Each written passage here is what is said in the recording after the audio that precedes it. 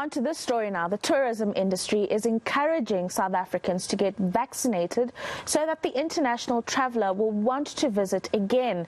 The industry suffered during the pandemic and is now planning to start working fully again.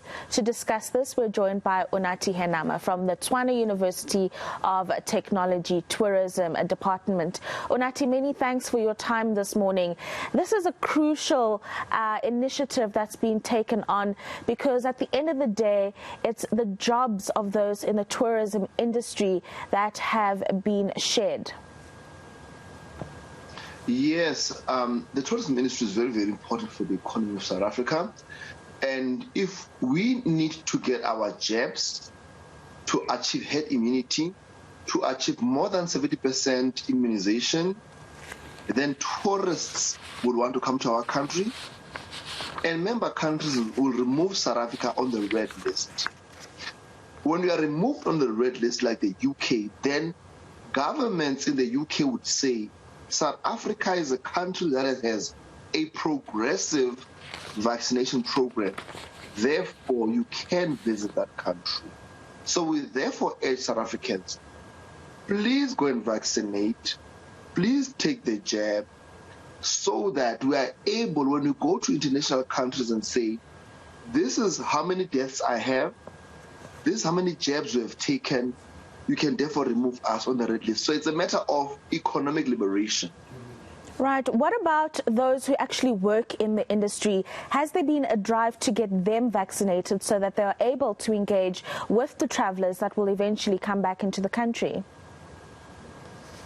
The Tourism Business Council, led by Chifa Chivenga, had been advocating that people within the tourism industry must be getting a priority in vaccination, because tourists will always ask, are these frontline staff members that we meet in the hotels, restaurants, car rental vaccinated?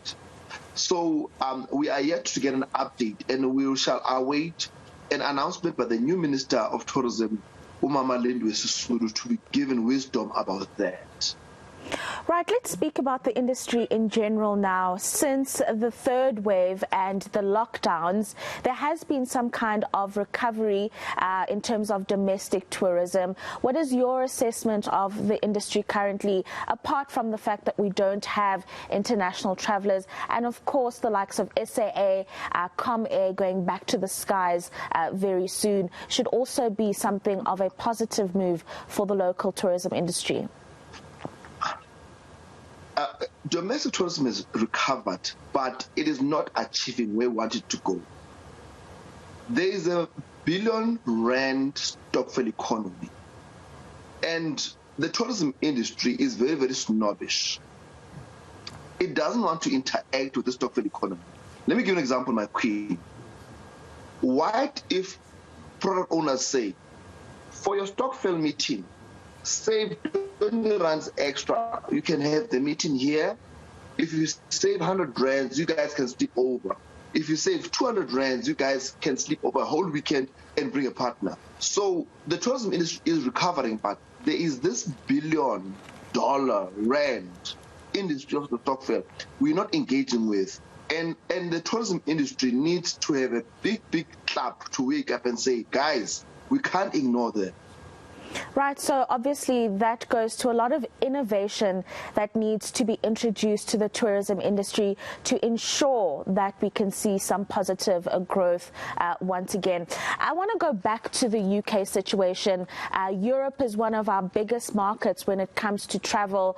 That's Europe and the US. There was a petition that was initiated by South Africans and UK travellers to open the borders or to remove South Africa from the red list. Have there been any other engagements since the UK government declined that petition or rejected the petition?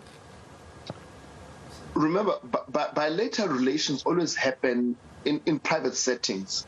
Obviously, our embassy and consulate will obviously engage the British, but obviously those are private engagements. But those engagements don't precede what is most important.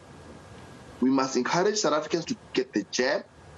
to do the responsible thing, then at least would be let off the red list, not just for the UK, but for other countries. But on the bigger scheme of things, we've got one of the best recovery rates, number one. On the bigger scheme of things, we've got one of the lowest death rates. I mean, there was one of our BRICS partners which achieved 500,000 deaths, and we are not even yet at 90. So I think we still have a good story to tell, even though our inoculation programs is not where we would want it to be. So I believe those engagements will continue. The British are still coming to South Africa, but we want more of them to come. Right, and of course this campaign is going to be extremely important in making that happen. A final thought from you, is government or the Department of Tourism on board with the campaign? Are they actively involved with those that have initiated the campaign? Ever since the new minister arrived, there's been a lot of work to ensure that South Africa is back on. But I can indicate that I think all role players, all hands on deck, has been what has been happening right now to try and recover this industry.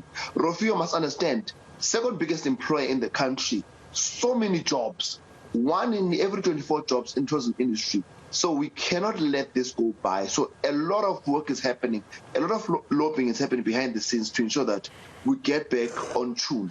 So the tourism industry obviously is trying to ensure that we save the jobs and save the economy.